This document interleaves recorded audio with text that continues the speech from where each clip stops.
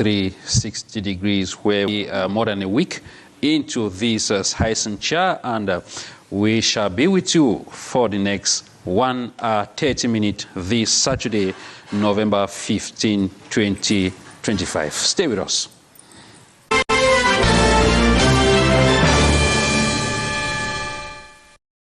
You're welcome back. Today we talk the roadmap of President Paul Biya as he embarks on the 7 years. We shall be looking for stringent measures to be able to overcome them and then redress the economic situation of the country.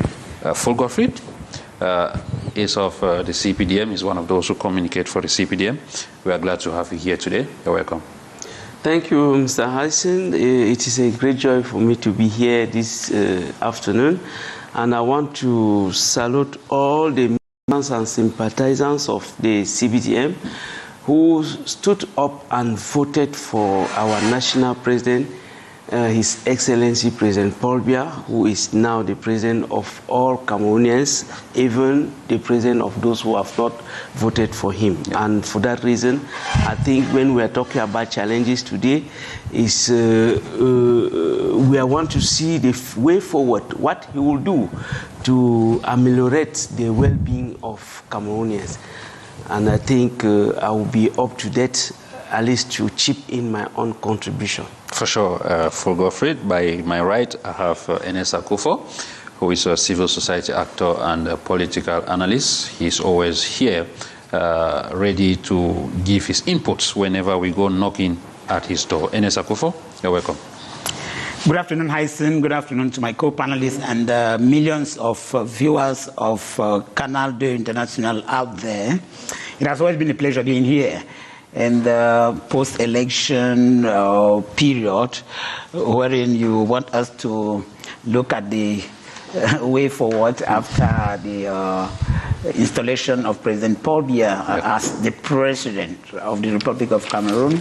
The challenges are enormous. And I just would hope that the new government, which is highly being awaited, because, you know, for the past 7 years, the government was never renewed.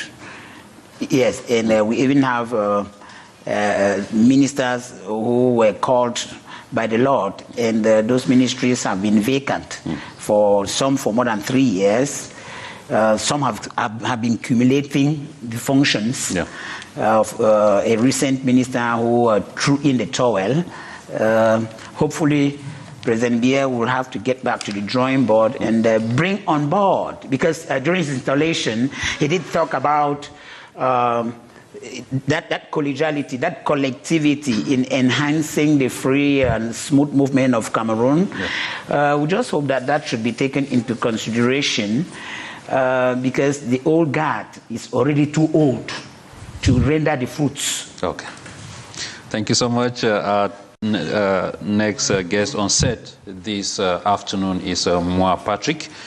Patrick is a journalist, and he's also a Dex editor with the daily English newspaper, The Guardian Post. You're welcome. Thank you very much, Hyncenth. It's always a pleasure to be here, even though sometimes it becomes really difficult for me to make it to the program on Saturdays. Saturdays are very charged for some of us who count hours. Patrick, as a reporter, we have been observing pre-electoral, electoral campaigns, election itself, and then the swearing in. Now we are at the level of rebuilding. But then let's revisit.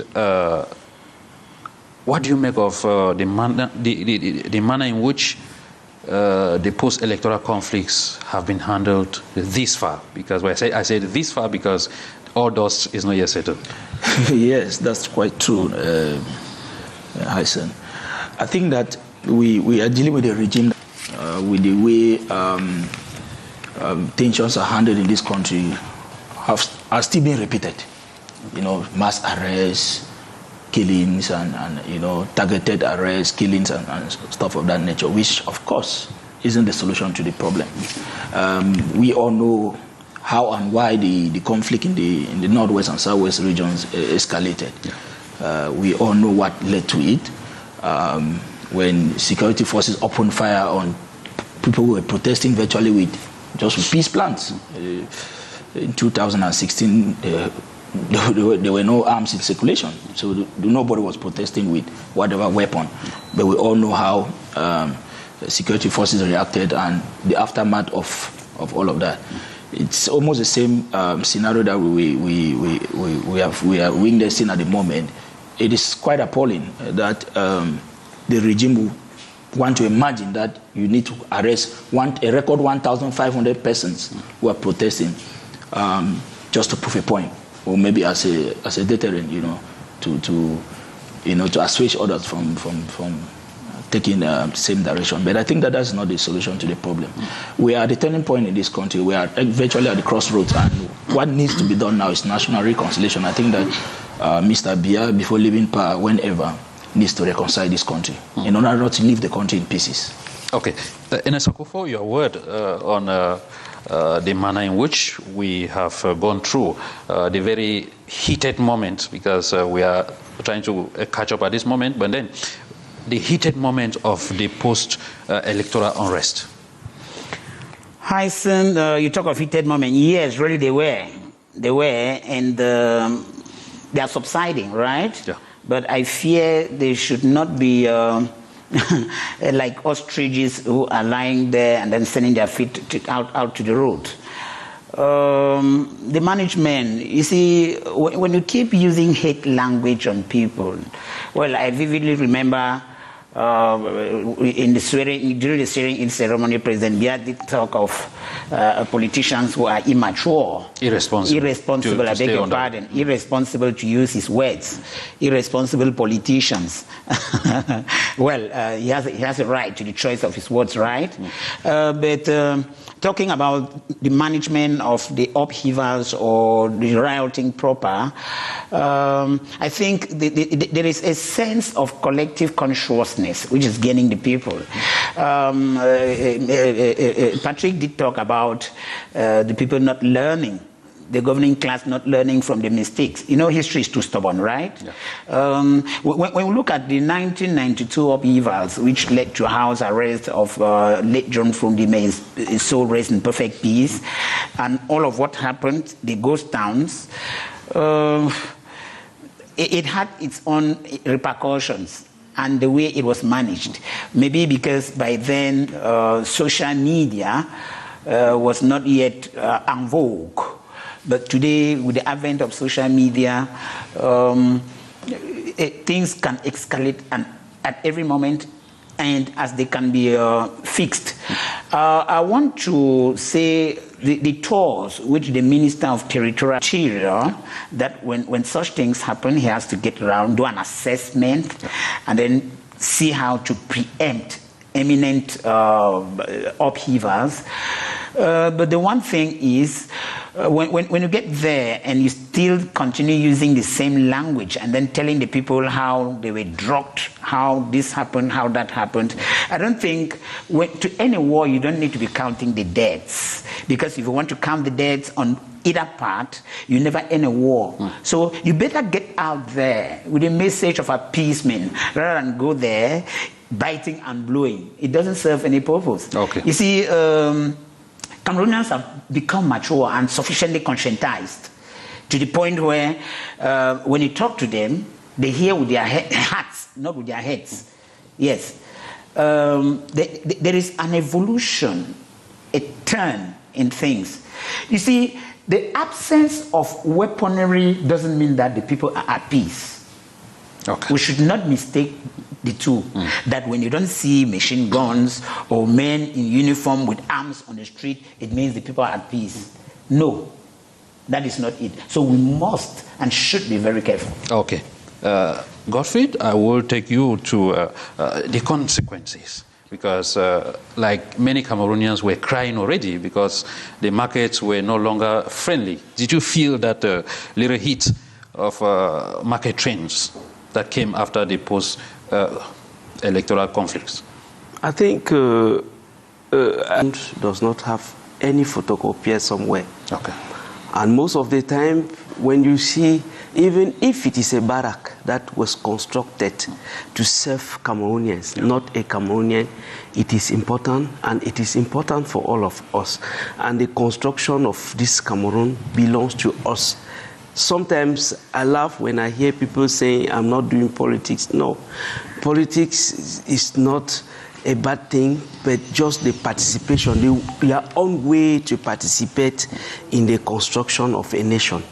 And today, it is very easy for people to say people march with peace plan. Meanwhile, in Chang, there is no way. Even if you launch a concours today, there are some Cameroonians that will not have non-conviction.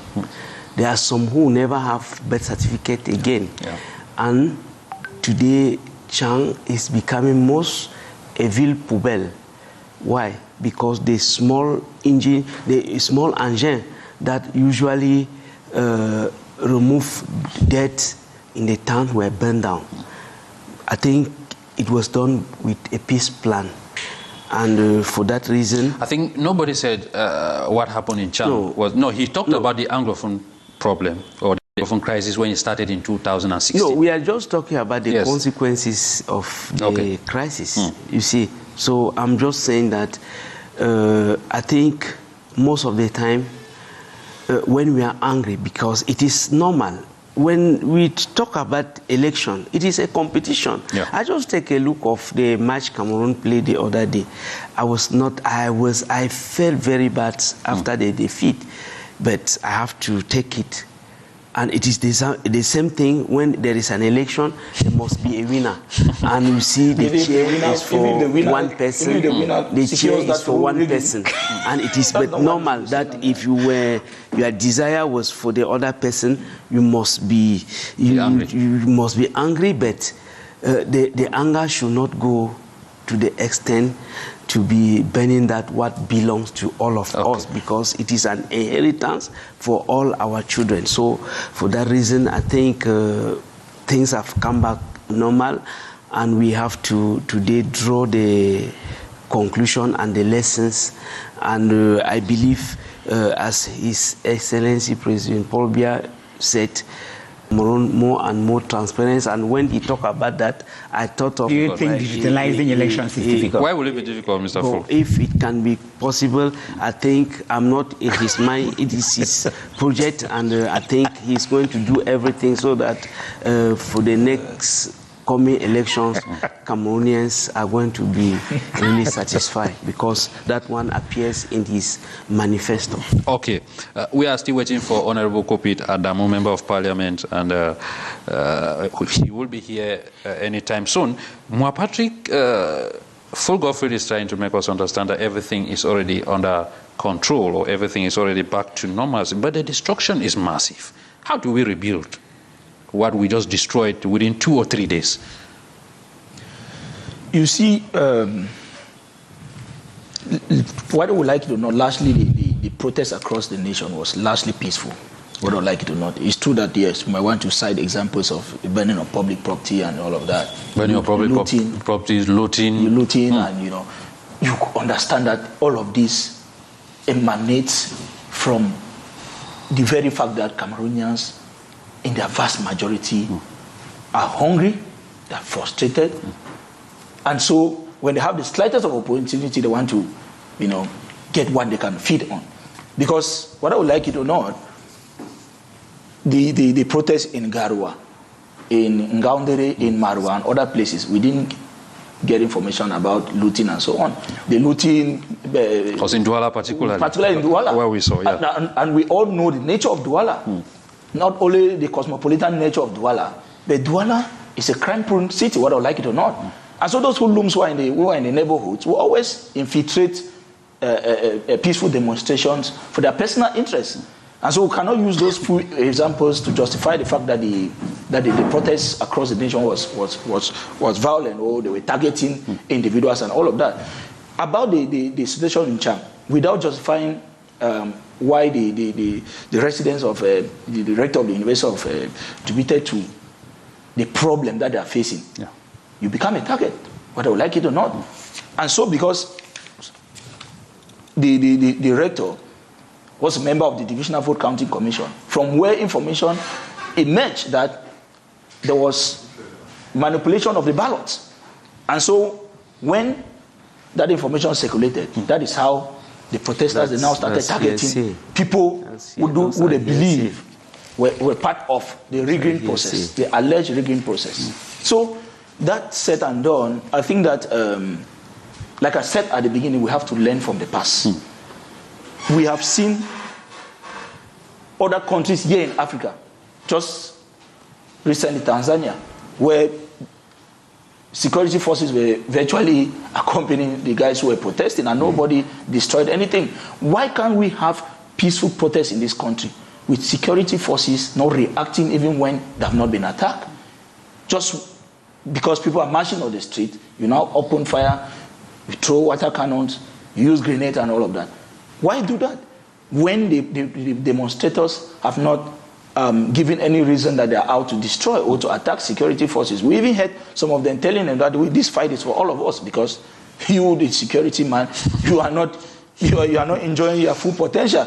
You can't pretend that you are satisfied with what is happening. Because if you go to the market, the woman selling 3 fruits of tomato for 1,000 francs doesn't first of all start by interrogating you whether you belong to the CPDM, you belong to SDF, you belong to a civil society like my friend AKOUFOU ERNEST, or whether you voted for Paul Biya, you voted. The markets don't know. And even the bullets don't recognize who is for and who is against. A bullet doesn't come and start questioning, my friend, are you of this thing? Are you of... A sister from my division was shot. And so those are the collateral damages that we are talking about. And you talked about the markets, Moa Patrick.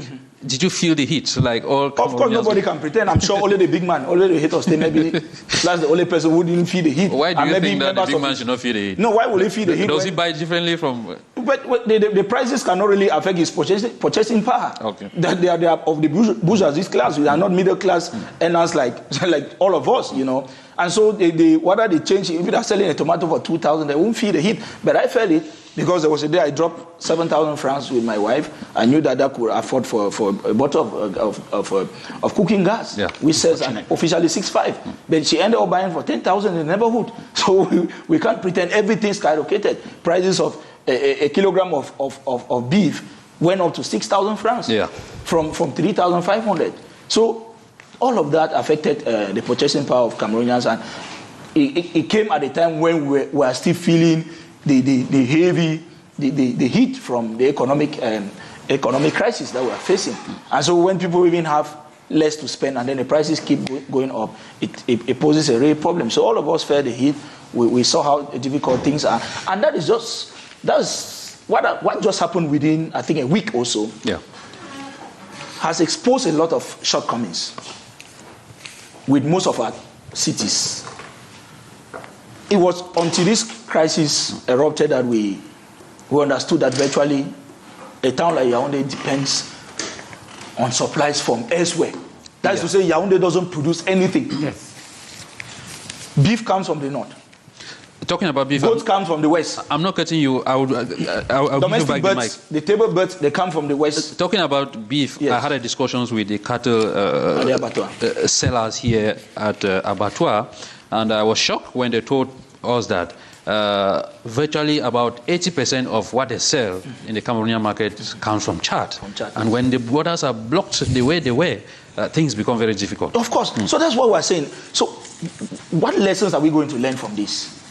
Isn't it time for a town like Yaoundé, second largest, talking about the city center of Yaoundé, the central region as a whole, fertile land, where crops can be grown? That is to say, if tomorrow we are not praying for anything, but imagine that we're in a crisis situation where the roads are blocked, Hyncenth will die of hunger in this Yaoundé, because virtually nothing is produced here. Onion, they come from the north. I cited beef before.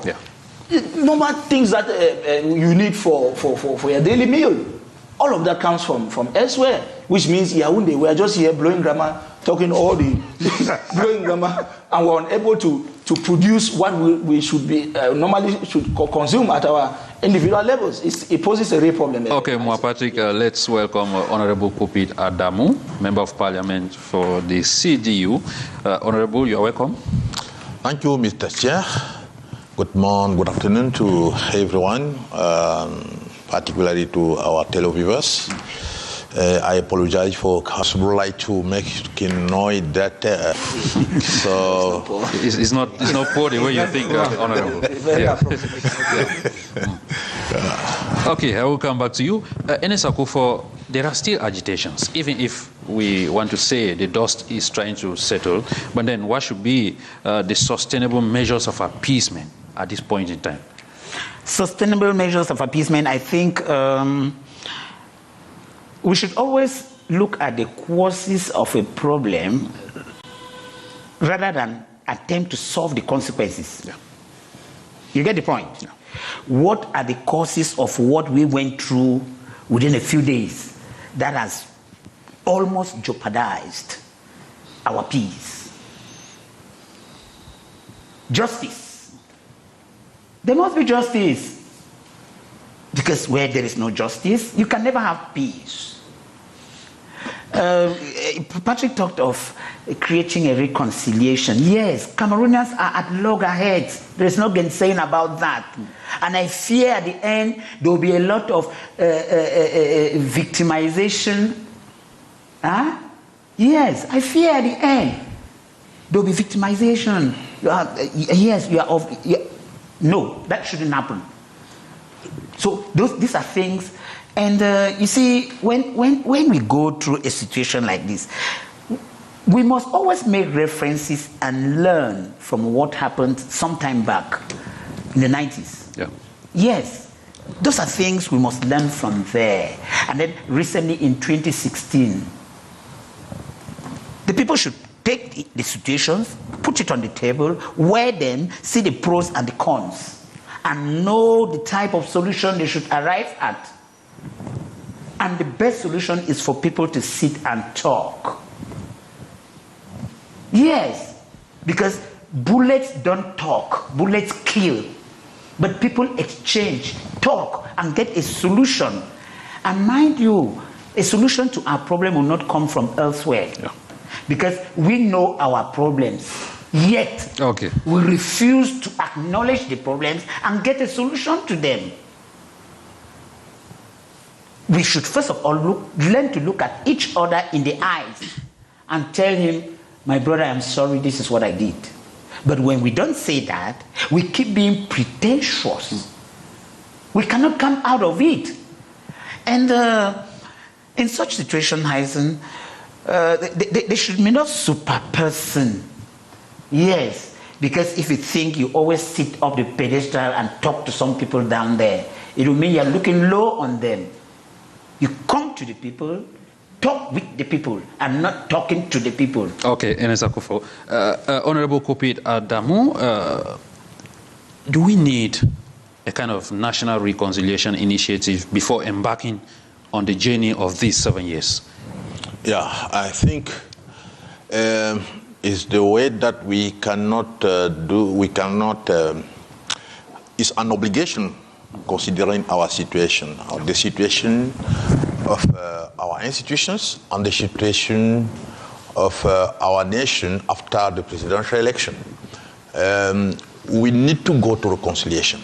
And as I usually said, this reconciliation obliges the head of state to do two things, I think, at least.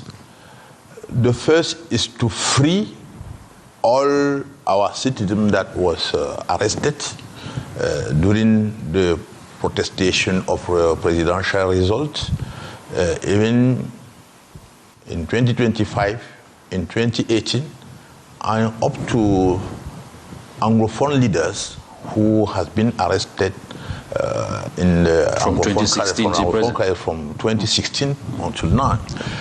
By doing so, you dialogue, sincere and inclusive dialogue. The president talked about the reforms. Many reforms maybe should be done, but to do these reforms, the president needs to create a peaceful condition of reconciliation. And then, after this, to go for the reform with everyone.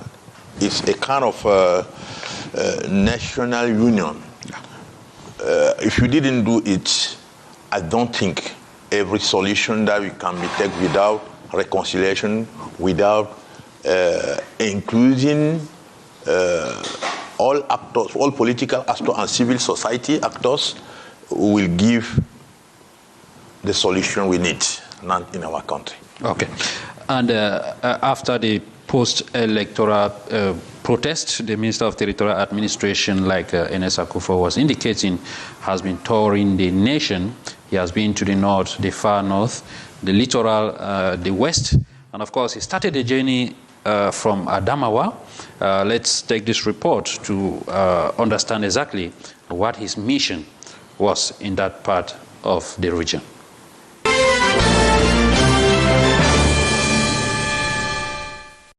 After the October 12, 2025 presidential election, relative calm has returned to Ngaoundéré, ADAMOU region of Cameroon. Residents are going about their businesses peacefully. Of the 136 people arrested following acts of vandalism and destruction of public property recorded in the region, 60 of them, minors aged between 12 and 16, have been released. According to the authorities, their parents presented apologies and made formal commitments, as the Lamidos took it upon themselves to sensitize their population. We kept the people free and safe. You see, the district of Bay didn't have a problem. Even when there were these effects of ghost towns, we kept the village and district calm. The Minister of Territorial Administration came to see realities on the field, especially the security situation in this region. In the ADAMOU region, it's important to keep this momentum. Surrounded by administrative authorities led by regional governor, as well as law enforcement officials, Paula Tanganji paints the new vision for Cameroon. The Territorial Administration boss also took the opportunity to explain in detail the President of the Republic's inaugural address, delivered on November 6, a document to draw inspiration. So we should put our hands together, bring all concrete and constructive suggestions so that following the means which are available, the head of state, President Paul Biya, will put things in such a way that each and every one of us play an important role in nation building. The security meeting was extended to traditional and religious leaders, then to elected officials who include members of parliament and senators, and each left with a copy of the President of the Republic's inaugural speech.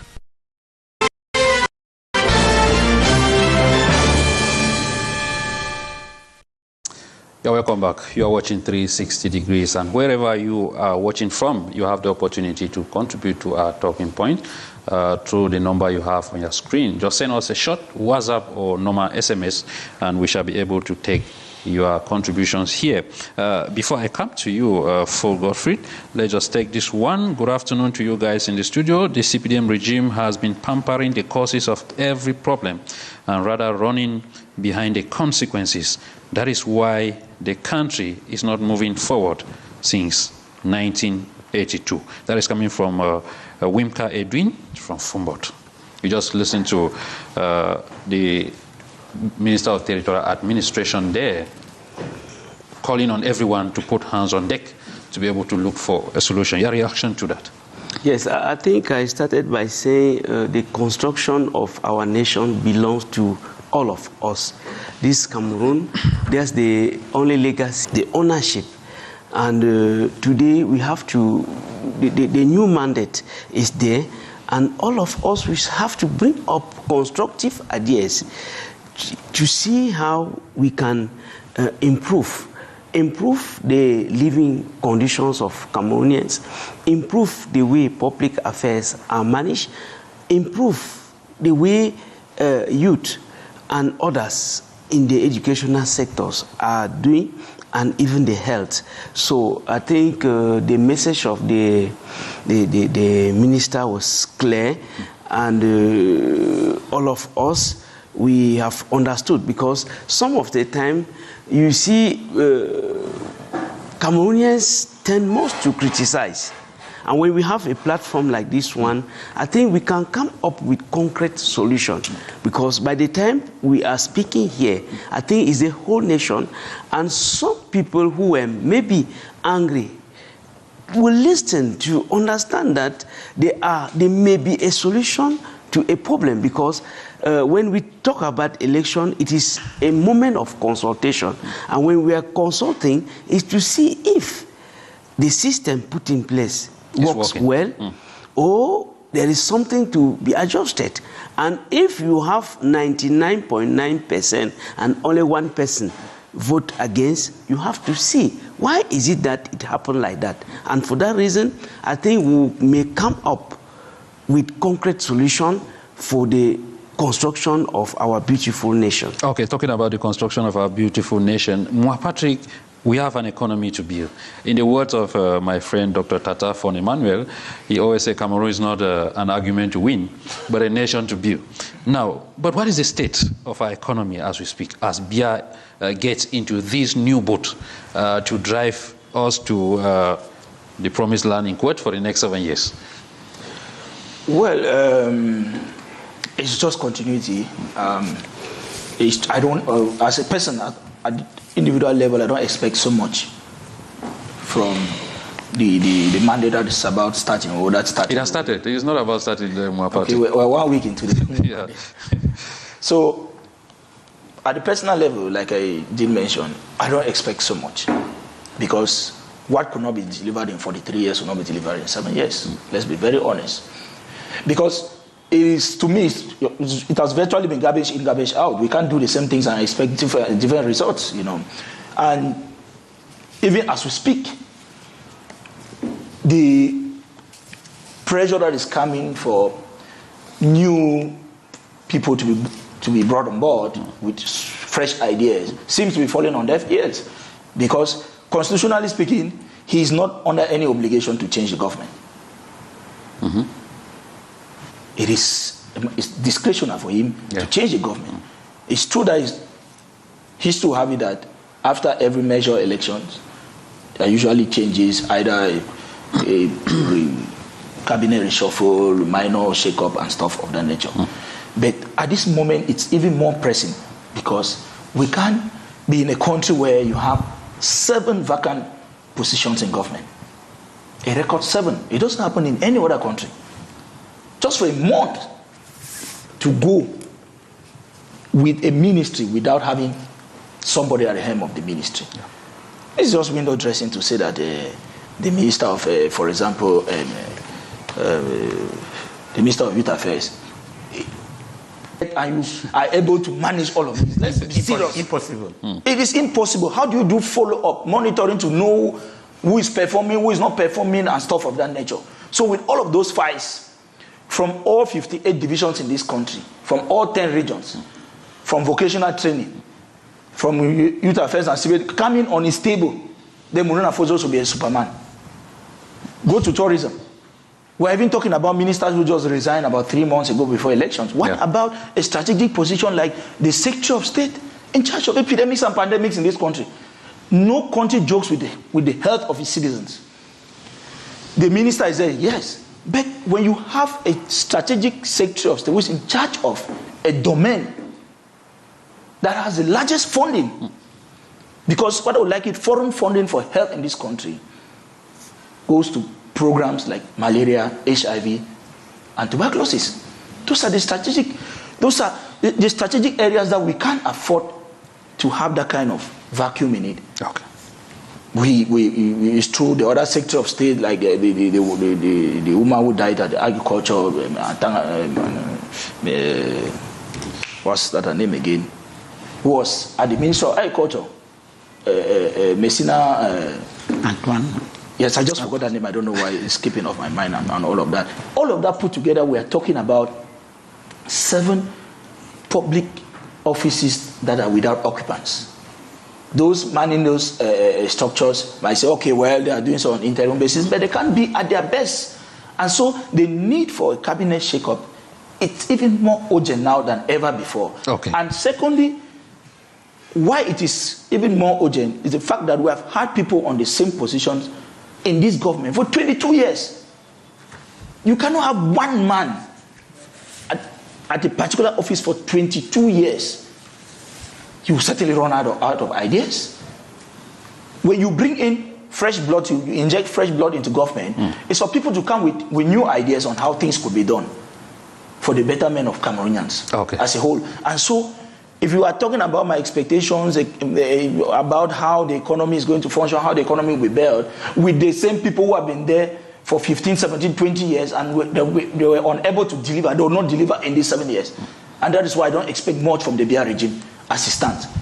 We might only have things changing maybe after these 7 years. Ernest AKOUFOU, are you also of the opinion that if the government doesn't change, nothing will move? Hyncenth, change is the only thing with the impetus is there. You see, I vividly remember in one of the President Biya'S speeches, he talked about his ministers being inert, the spirit of inertia. Yes, he himself said it. When you look at the past 7 years, I don't think there was any government reshufflement or shake-up or appointment of a new government. No. The old guard remained in place. 2019. Yeah, the old guard remained in place. And you see, what makes me laugh a bit is some people have even made ministries, ministerial departments, their ministries. So much so that when you get there, if a minister is from a certain, I don't want to victimize or stigmatize people, when you get there and you get a minister from a certain area, that language from that area is predominant in that ministry. You see what it creates. Have you had such experiences? Yes, yes, there are. I say I don't want stigma or victimization. Or you have people speaking the same language, and then not to talk of the small cleaners all around. It's hell altogether. They think that the thing is their thing. That is why, for no good sake. Yes, a minister managing 2 ministries. Do we lack Cameroonians in this country? Do we? And then the worst case scenario is even bringing another minister in a ministry where you could even have the Secretary General to assume. Yes, the Secretary General. What is the role of a Secretary General? Because the Secretary General is virtually the engineer. The engineer of the ministry. You go and bring a minister from outside to come and manage a ministry. So he manages 2 ministries. So the Secretary General is a stooge.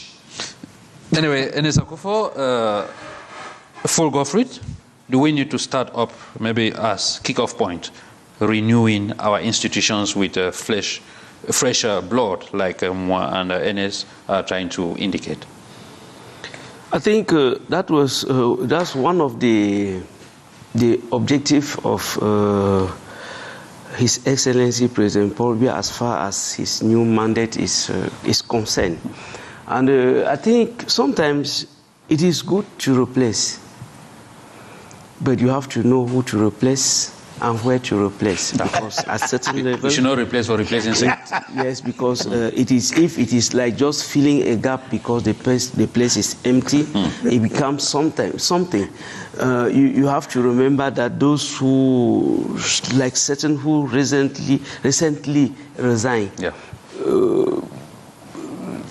did set by themselves that they couldn't do anything. Of course. And I think, sometimes I want to say this Cameroon belongs to us.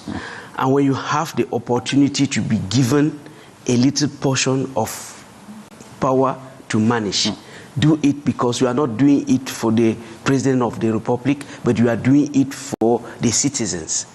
And that's why sometimes I think for this new mandate, people are saying change, but we really need that change. Change here is putting real people at the real places. And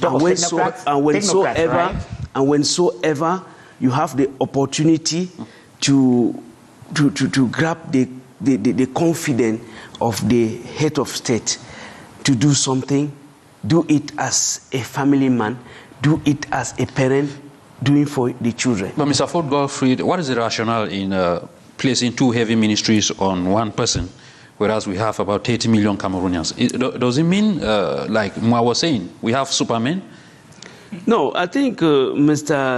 Hyncenth, you know, sometimes we should not behave as if we don't want to see what is happening. That's why I'm asking the questions, because we want to see what is happening. Yes, you need to see the time those ministers are leaving, or the minister in question where you said they put place. It is a time where we have other challenges. And that is why I said it is not just the matter of replacement, but to replace who and where we're supposed to replace. This is the time for the head of state to renew the government, and I think better people are going to be placed there. But if we want to rush, better people, right? if we want to rush, but those who resign, were they better? Because I think they were placed there to do something. And when you are resigning, it means you have been incapable to do what you were called for. And for that reason, the challenge now is the most honorable thing to do. Please, can you listen to me? It's the most honorable thing to do. So I think it is a time now for the president to look at those who can really do the job. Because when we talk about system, we have to know that each Cameroonian constitute an element of the system, and wheresoever you are placed, know that you have you have something to do, and the results of what you are doing should be visible through the well-being of Cameroonians. Okay, KOUPIT ADAMOU is a starting point, and then we need a movable system. Where do we start? As I was saying, the first challenge the new president has to do, new and whole president, whole and new, I don't know if the whole and the old president, a new mandate.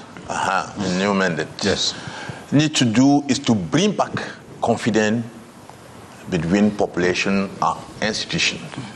And we all know that the confidence of the population in Republican institution is now in the very, very lowest level.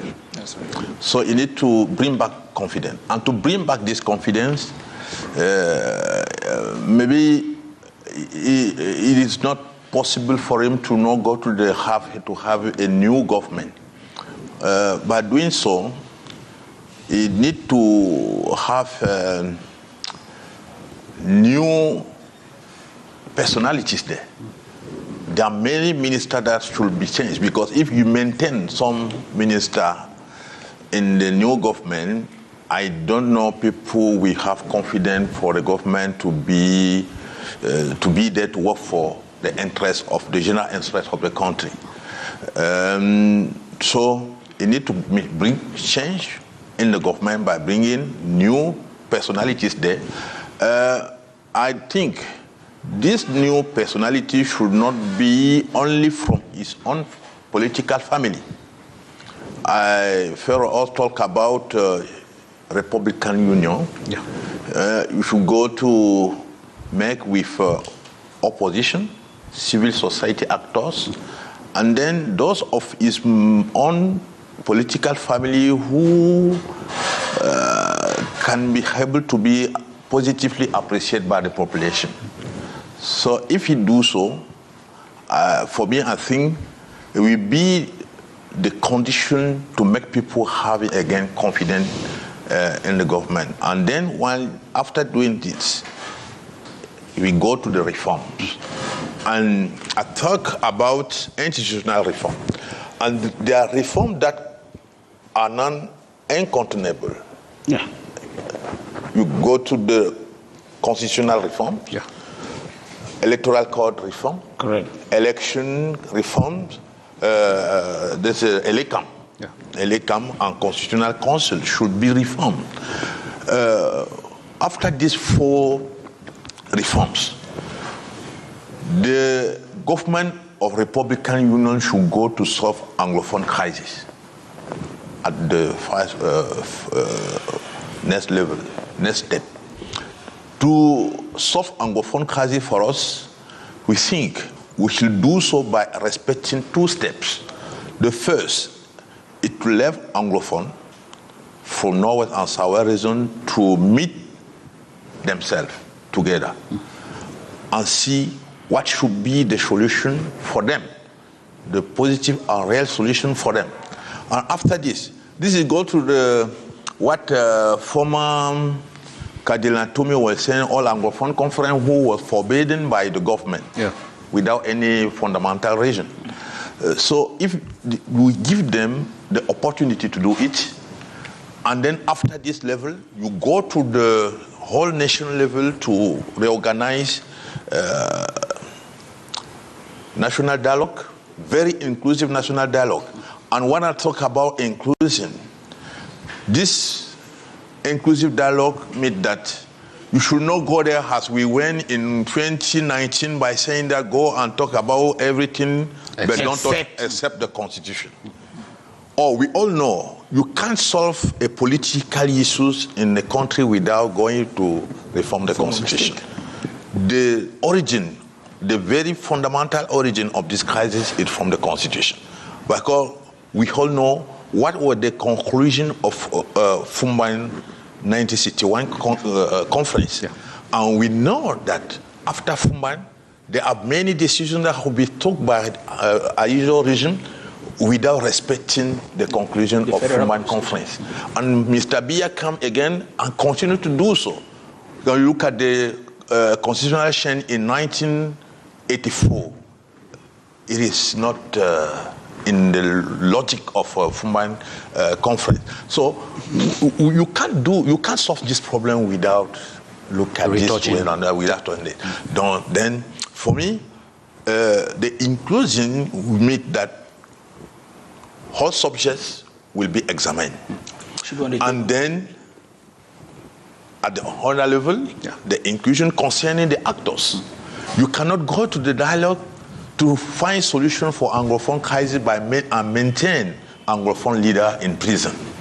So you should free them and sit on the table with them. Okay. Thank you so much, Honorable KOUPIT ADAMOU. Yes, Moi Patrick and ERNEST AKOUFOU, I see you itching to react. The crisis started in 2016. The previous mandate started in 2018. And now the president has picked up another mandate. Mr.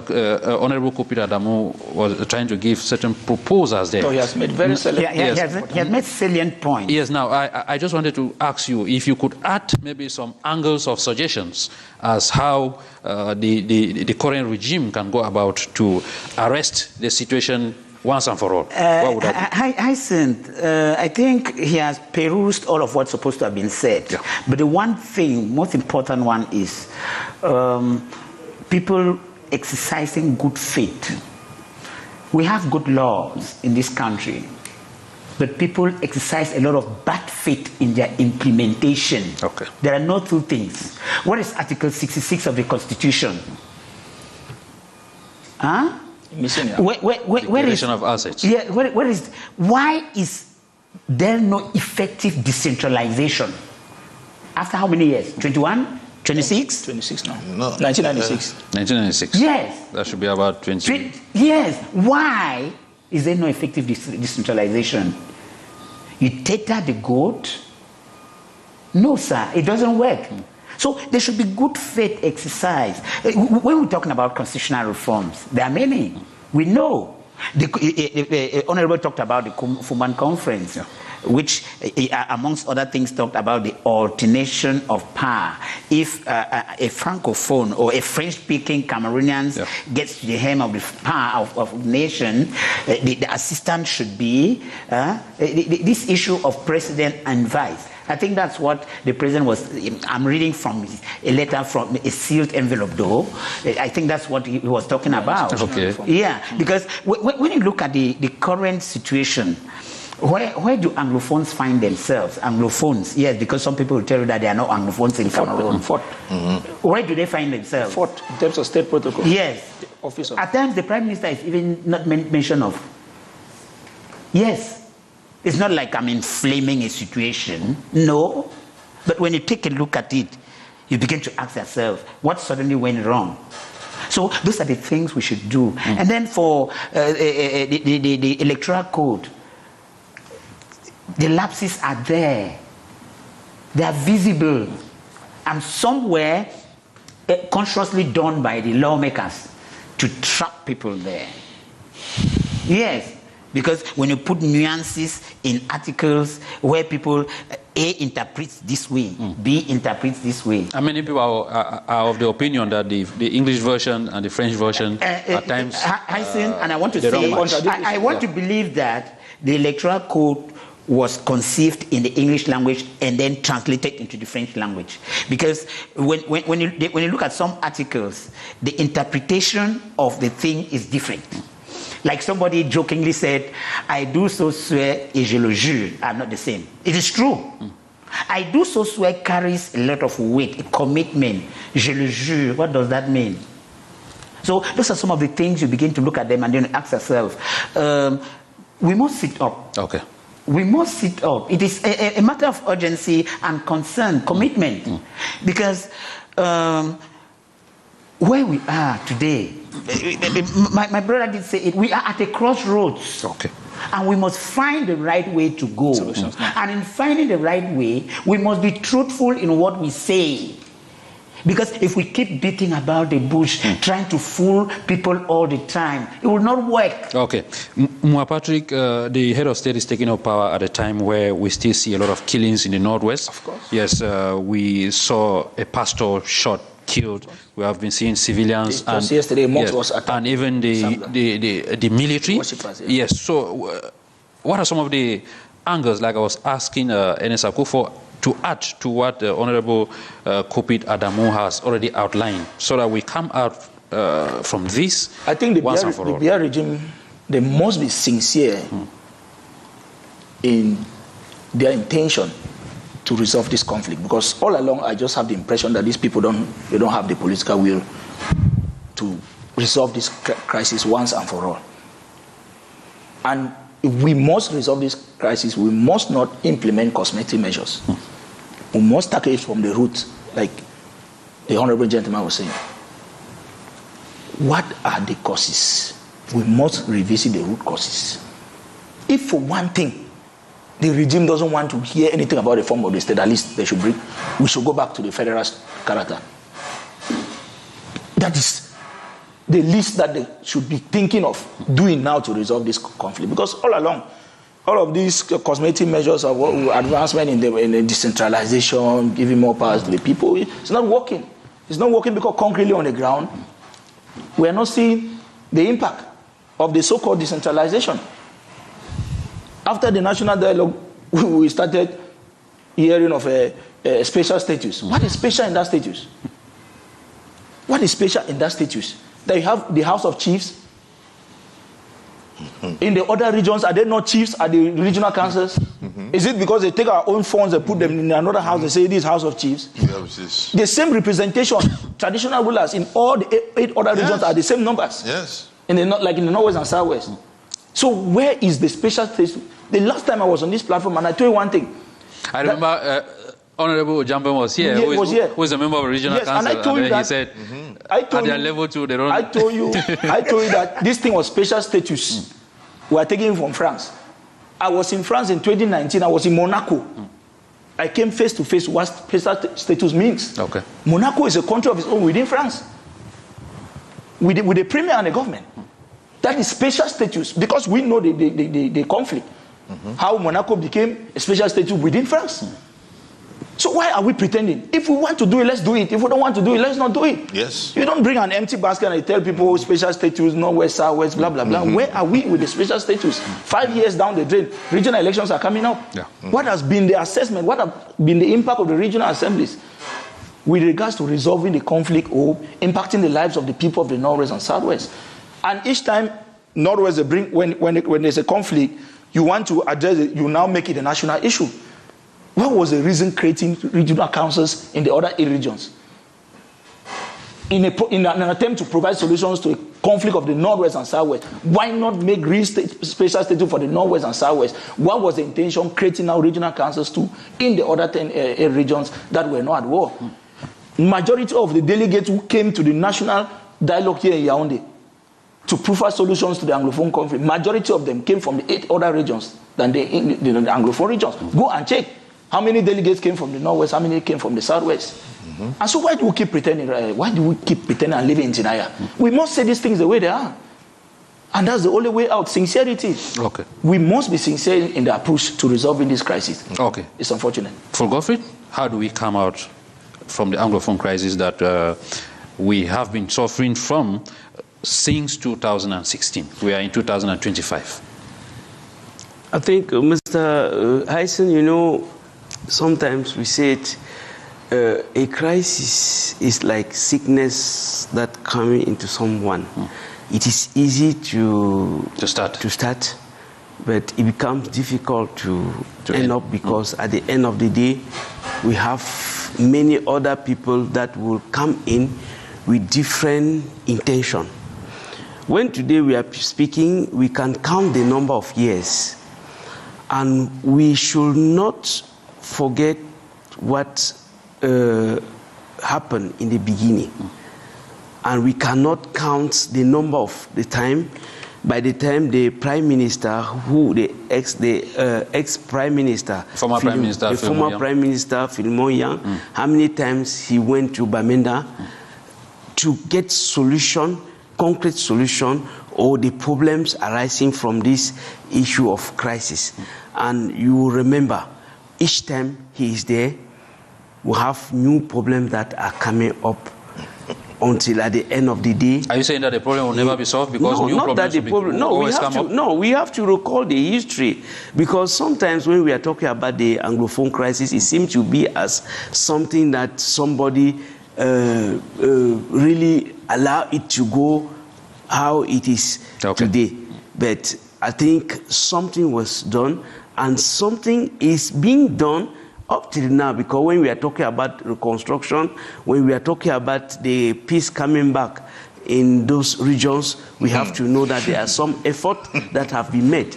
And what do we add to those efforts? That is where we are now. I think today the head of state said it. It is one of his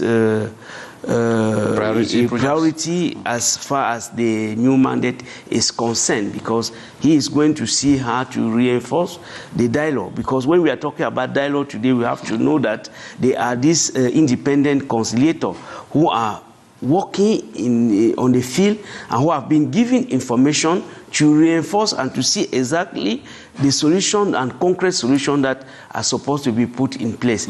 I think all the Cameroonians, and even especially those who are living in that region, are really tired. And when we are talking about security today, we will not only see the two regions, we have to see the crisis in the extreme north with Boko Haram, and even in the east with the frequently entrance from the people, the refugees and all the other rebels who entered that region to disturb. The three of them were hammering on dialogue. Are you still one of those who feel that it is an abomination and a taboo to dialogue with some people? No, you know, the dialogue was open. Even if people may think that that dialogue was closed, the dialogue was open. If today we are talking about independent conciliator, those people are doing the dialogue, one-to-one dialogue. And the head of state have never stopped having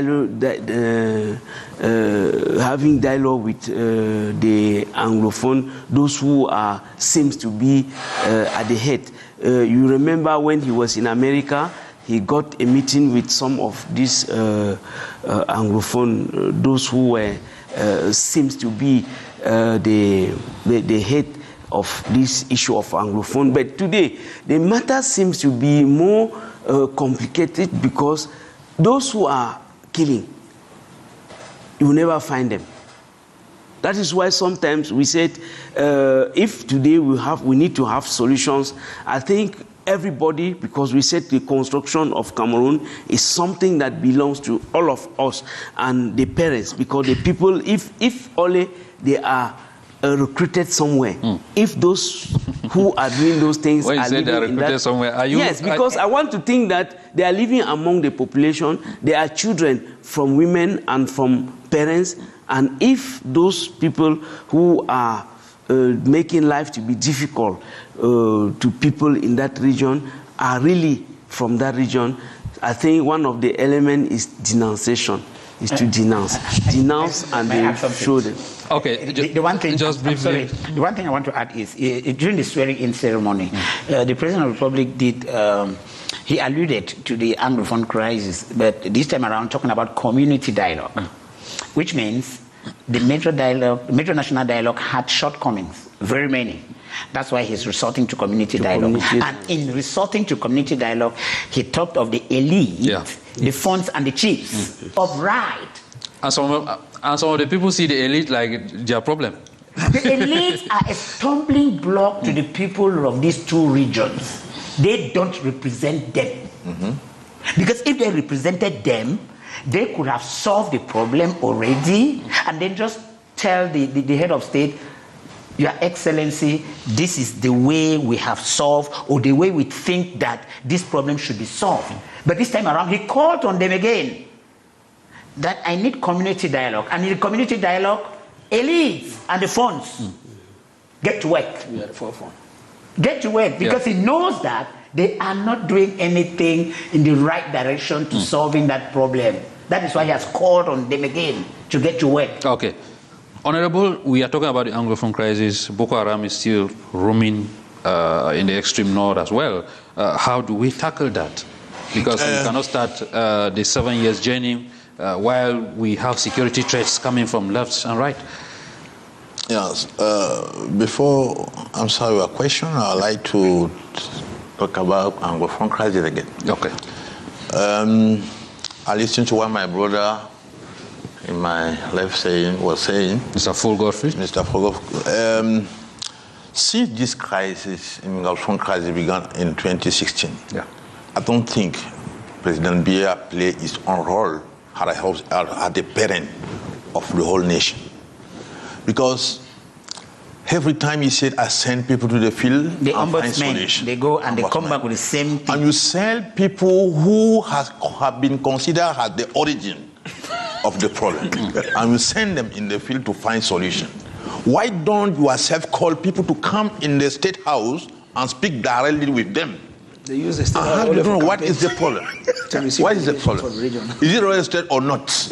Why don't go to the field himself and take the true problem from the field and find true solution? It continue. Even when he asked to organize the major national dialogue, he didn't come there. He sent Prime Minister to discuss with the people and then come with solution, giving direction, don't touch the constitution, go everywhere. And then our member of commission number head there, because the commission number head was the one to talk about decentralization and the state form, the form of state.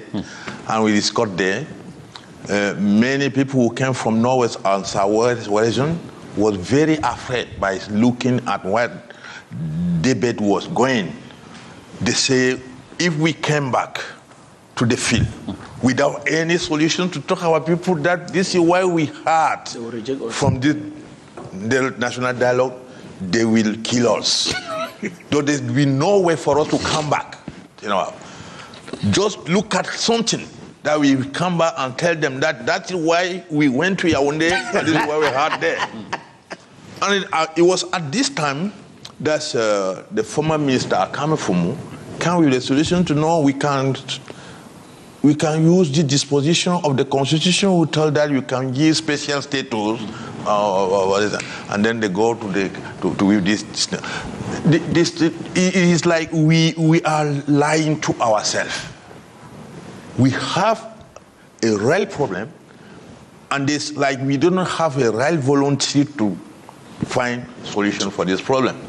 So for me, Mr. Biya did not do, let's say, 10% of what he needs to do to solve this Anglophone crisis. So you cannot tell us that you are what was. And Bamenda is his second home. He said it. Yeah. when he was in Bamenda. He said, Bamenda is my second. How can there be problems in your second home and you've never gone there to solve the problem? So let's stop it now and go in this mandate to find solution for this Anglophone crisis. So that's what I said. Why we are looking concerning Boko Haram, yes, you know Boko Haram is a security challenge, but it is not the same as Anglophone crisis because this is foreign attack. We had an opportunity to come to the end with Boko Haram. One Chadian president organized an offensive operation against Boko Haram in Chad territory. And he asked to Cameroon to organize the same thing in Cameroon, so as to make them don't have any way to run. Concerted action. Yeah, concerted action. We didn't do so at this time. And Chadian government removed its participation if the multinational joint task force. Yeah. So this is the problem. I don't think there's a real volunteer to go to the end of Boko Haram. So what we need to do is to solve socio-economic problem in Far North. Right? Yeah. Because since we didn't do it, population will be vulnerable to the manipulation of Boko Haram. So we need to do it. We need to solve infrastructure problem in the Far North. And we can't do so with a government that continue to be a corrupted government, working, considering foreign interests more than the national interest, because they consider what foreign enterprises is ready to give to them personally than what our country needs to have as interest from this relation with multinational institutions or foreign countries. Okay. So for us, you cannot solve sustainably the problem of Boko Haram without solving socio-economic problem in Far North, infrastructural problem in Far North. Okay, thank you so much. I have a bulk of messages. Let me just take one. Morning, dear countrymen. I am called Fino from Douala. It is with great attention that I am listening to your debate. For me, the key challenges the head of state have to put in place ahead of his new mandate is to review the government, inject new blood into the system, call on the same table all actors of our society, give more chances to the youth, empower women for better insertion into the society. Mr. GODFRED, he just made mention of the fact that corruption is still digging in.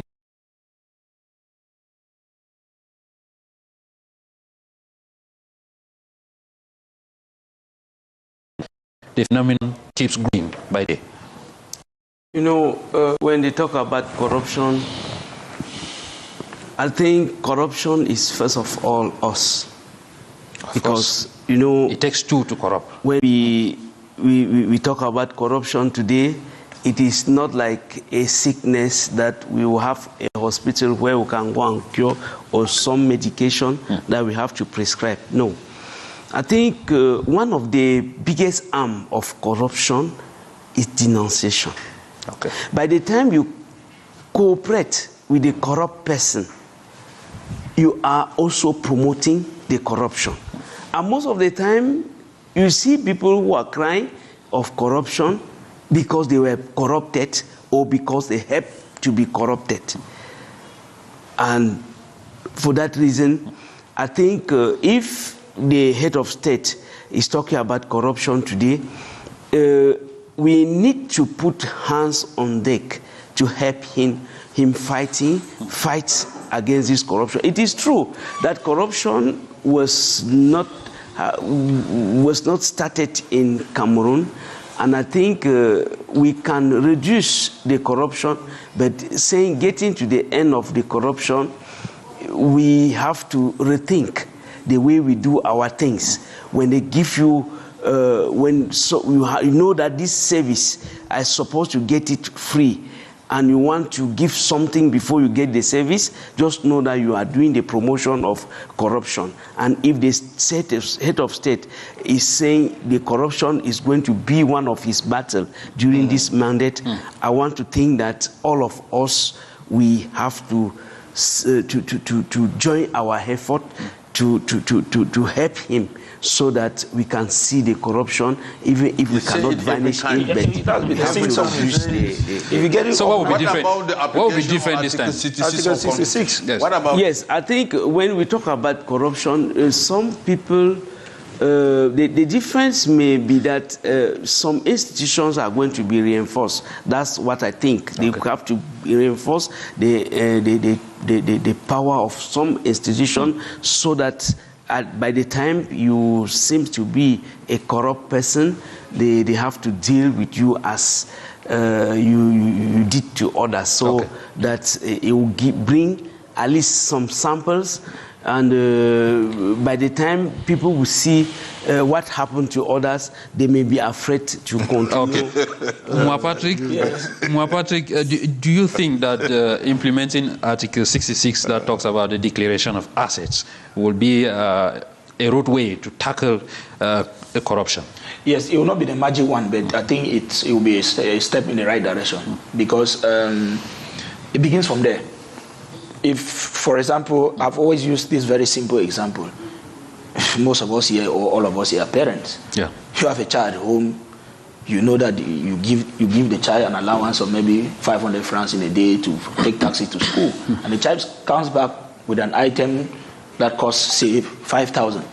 Or even 1,000. Or even 1,000. Yeah. It raises eyebrow, like, but what's happening? Where did you get this money from? Yeah. Somebody gets into a NAM, you come out to a custom category C, custom, or category B, you work for 5 years. It means that if you are paid, you're having a mansion of about 30 million, which means if you are paid, for example, even 500,000 in a month, it can take you less than 10 years to get that amount of money to be able to construct that house. It's not rocket science. Corruption is evident. It is seen. Because you look at somebody, this is the person's main source of income. This is the only thing that the person is doing for survival. Yet, his or her investment is not commensurate to what he or she earns. It raises a serious issue that could be investigated and those people thrown into jail. Now, I have the impression that the process for us fighting corruption in this country is intentionally slow. It is designed to be so. Okay. The regime has no good faith in fighting corruption. Let's be very clear. Why do you say that? Why do I say this? Why do you sell the goat and still hold the rope? Why not just empower these institutions to be able to give them the prosecuting powers, the policing powers to fight? We're not inventing a wheel. The Economic and Financial Crimes Commission in Nigeria has the prosecuting power. They have their courts and they have their police. They arrest. They don't need the head of state to visa that go ahead and prosecute these people. No. Why do you do that? Why have we taken so lightly the findings, the report from the audit bench of the Supreme Court on the COVID gate? What is taking us so long for government to take action? The COVID gate, we all know. What about the Olembe gates? How many gates do we finally have now? Glencoe, all the gates. What is taking the Supreme Audit bench have done their report? Is there voluminous? COVID gate. Yes, COVID gate. With who did what? How much was given to this ministry? This minister, how much? You see, people were buying nose masks here for 5,000 francs, according to the Mercurial. What is taking us so long to investigate these things and bring these people to book? CONAC is more like a consultative body. Yeah, even when the investigation has been done. The investigation has been done, the reports are there. Decision to go to court. There's no will to take these people to court and prosecute them. What are we waiting for? The investigations have been done, like the Honorable is saying. The reports were everywhere. We saw them on social media. People authenticated to know that this was the finding of the audit bench of the Supreme Court. What about the CONAC reports every year? With the country making losses amounting to about 32 billion, it has even come down. This year was just about 4 billion, compared to the to the 103 billion in 2023. Because action was not being taken in previous years. You don't need to. You send these files. Who are the people at the presidency handling these files? Are there not also people who are supposed to be investigated for corruption? I think that if the CONAC report gets to the presidency, those people will visa it. We would even allow the big man to see the report. Let's be very truthful. Okay. We don't have the will to fight the corruption. Honorable is in Parliament. Article 66. Yes. This year they are mounting the rostrum to say that implement this thing. Let these people come to Parliament and declare their asset. We are almost in a semi-parliamentary system. These people have to go to Parliament to be audited, to be vetted by Parliament before they occupy these offices. You come in and say, this is what I'm bringing in, this is my bank account. There is nothing to hide. I own a property here. And by the time you are leaving, you come back to say, this is still what I've acquired while in office. And they assess to say, okay, it is true you're a minister for 10 years, so you could, it's normal that you can have this property. It's normal. And then you are let go. What are we hiding? Okay. What are we hiding? Ernest AKOUFOU, we cannot build a 7 years mandate on corruption again, like the President of the Republic indicated. What do we do? Especially with the institutions that Moi was citing here, how do we empower them? Maybe to give them more powers to be able to do more than what they are doing. Hyncenth, I must start by saying there is no corrupt-free society, right? Of course. Yeah, there's no corrupt-free society. We can barely try as much as possible to curb, to reduce the rate of corruption. That notwithstanding, we can create 10,000 institutions in Cameroon to fight corruption, but when you don't empower the institutions, you'll be beating about the bush. Give the powers to CONAC today. Tell them they can prosecute, they can arrest. Next year, when you get the report from CONAC, you'll be startled. Yes, compared with the previous. You'll be startled. I attended the last presentation of the report. And, of course, all of us were there. Yes, when I listened to Reverend Jodero Masingrams, I felt sad for myself. Yes, at one point when there were questions and answered, I had a question, a serious one I wanted to throw, but unfortunately my question wasn't taken. Because yes, the question I wanted to ask is, they're hearing. We were at the eve of an election, and we know during election there is a lot of corruption. Yes. I wanted to know from the Reverend Masingrams how he was going, how CONAC was going to fight corruption during election. Yes, yes. Yeah. Because during election, the highest period where Cameroonians are corrupt, it is during election. Monies change hands, consciences are bought. I hope you then answer now, because on that day I couldn't ask this question. So yes, I've asked. Okay. So Hyncenth, empower these institutions, and then you see the people whom you take there, they are not gods, right? Make them feel happy. Yes, they should have consistent pay packages such that somebody doesn't corrupt them. Okay. Because I am tempted to think that the people at CONAC, let me not say it. Anyway, Ernest AKOUFOU, please, like I indicated, we have a lot of messages. Let me just take one before we move ahead. I am Fongo Edwin Awa from Yaoundé, the president of Youth of Value Organization, enjoying your show 360 degrees. I think the president in this new mandate should give more administrative positions to the youths. He should release all arrested in connection to the Anglophone crisis and post-electoral violence, and call for a genuine dialogue for reconciliation. Let CONAC be given more powers to fight corruption, and given the powers to persecute defaulters, like we were kind of indicating here. One last aspect that I would like us to touch, the president is maybe taking up a new mandate at a point where we have this cry for basic infrastructure in the country. Full GODFRED, how do we tackle this? Somewhat so that at the end, Cameroonians should be able to say, okay, we have seen the greatness and we have seen the hope in this mandate, which is a slogan this mandate is placed on.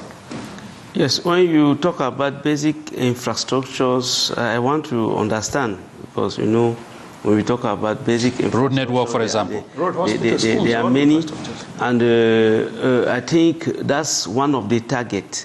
That's one of the targets because in his manifesto he talked about route, he talked about energy, he talked about health, and I think all these projects and route infrastructure, you know, all these elements are linked. When they talk about road, energy, and that's infrastructure in general. Yes, and people were asking that will it not be the same song again? Yes. No, you know, when we talk about change, something is supposed to come from there, because today, you know, one of the area where we have stable, if we want to talk about employment today, is agriculture. Yeah. And you know, one of the obstacles as far as the industrialization of agriculture in Cameroon is concerned is the root infrastructure. People are really cultivating, and Cameroonians are really, they have a lot to give in the, as far as the nation is concerned, and even internationally. But all those things are produced in interior village.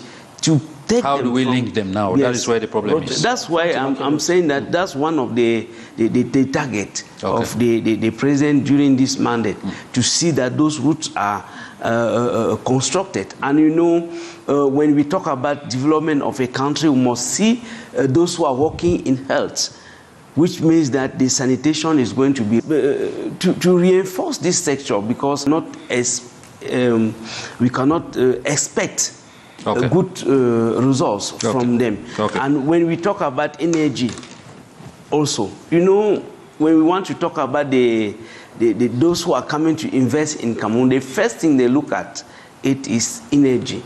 And I think most of these dams that were constructed, most of them are going to be operational this year, and for that reason, we can expect certain things that are going to be innovative. Okay, I will come to you, Mwapati. Honorable KOUPIT ADAMOU, we are moving out, looking at our economy now.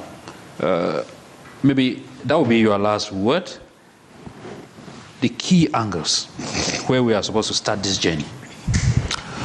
I would like to say that the President Biya need to give an example of the beginning of his new mandate by go to implement Article 66 of our Constitution. Concerning economic, I don't think this mandate of the President will be used to give to the population what he was not able to give since 43 years. So the essential work to do during this mandate is the reform, consensual and participative reform of institutions, such as to give to the country the opportunity to come back in the democracy rolling and the way to progress. After doing this, I think President Biya should go to go to the village and rest there. Concerning economic, try to learn, Honorable. We don't have time. Yes. So you cannot in our context help the population economically without fighting this infrastructure. No, not infrastructure. Inflation. Okay. So to do so, you must go to give to the council, not to the government, the power. The local council. The local council to improve communication networks. Yes, and productivity. And to do so, you will go to the application of the 15% of our budget allocation to the local council. Thank you so much, Mwapati. Yes, I just want to point, my last word still on infrastructure is very critical. Yes, especially social amenities, because it's still appalling that close to 60 years after independence, we still find hospitals without even basic tools of medicine on the counters and all of that. It's really an issue of high concern. And the road, because what I would like you to note, road is a key factor when it comes to development. Look at the roads in the northwest and the southwest. Look at roads even in Yaoundé. Do you know that Hyncenth, they now people pay 20,000 francs to leave Bamenda to go to Womb, for example? We are neighbors. Yeah. I'm sure yours will be higher. Of course. So I don't even want to talk about it because corpses it's deplorable. ferried on motorbikes. There are no roads from Bamenda to Womb, which is part of the ring road that President Biya promised close to 42 years ago. He was talking about promises. He has been mentioning those things year in, year out. Okay. But concretely on the ground, what do we find? These are small projects in Yaoundé that were started. Try to learn that started before the presidential election. Most of those roads have been abandoned. Everywhere in Yaoundé is dusty. You can't wear white and move around Yaoundé. Everywhere is dusty. Projects that started that could take less than 1 week to be completed. Go to Biya'S and see the roads there. ERNEST AKOUFOU in less than 15 seconds, please. Yes. Why we accept that our economy is on a downturn, we're calling on the head of state to grant amnesty to Cameroonians who are wallowing in jail for no just cause, if really we want to reconcile Cameroonians, because it is only through that will build a strong, united Cameroon. Thank you so much, ERNEST AKOUFOU, full GODFRED. Unfortunately, we don't have time. We are drawing the curtains of the program here. Thank you so much for watching. If we didn't take your SMS, please, we shall do that in our subsequent editions of the program. Until we meet again, stay blessed, and God continue to bless Cameroon.